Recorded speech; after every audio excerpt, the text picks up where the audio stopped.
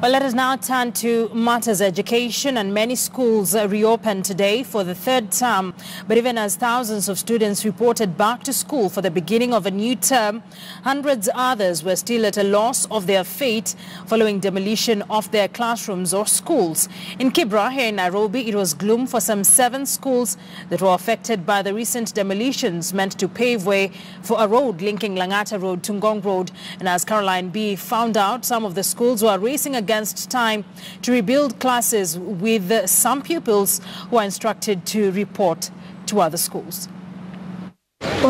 When pupils from Love Africa Primary School in Kibra reported for third term early Tuesday, their school looked very different. A total of 24 classes had been flattened to pave way for a road project linking Langata Road and Ngong Road. Only 8 classrooms were spared in the demolitions that took place about 1 month ago. And now, these few classes have been partitioned to house different classes. Out of 26 candidates registered to sit for their final exams, only 13 reported today. Tumejitayarisha ndio, lakini tunaongoja walimu wetu watuongeze mambo fulani. And I do believe that there is one day all these problems will be over.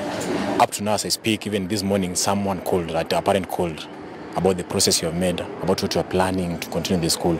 But now, sometimes it becomes hard for us to answer. Of 450 learners in this school, less than 200 turned up. In yet another room, pupils from baby class, pre-unit and nursery have been assembled under one roof, each cluster with their teacher. So some have shifted for new residents, but there are those who are near. We hope that they will join us. The extent of damage at Makina Self-Help Primary left nothing valuable apart from piles of books heaped into a latrine. The school's management directed over 300 pupils to look for alternative schools. Ndio wanafunzi wanakujanga, lakini wakikuja na kuja kuchukua textbooks, tuliambiwa watoto waende kwa shule zingine. At Xavier King Educational School, speedy construction is ongoing to replace 4 classes that were ruined. No pupils reported. They were advised to report once reconstruction is complete.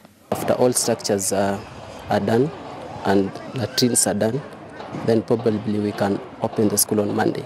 37 days later, the schools are hanging on to compensation promises, which are not guaranteed.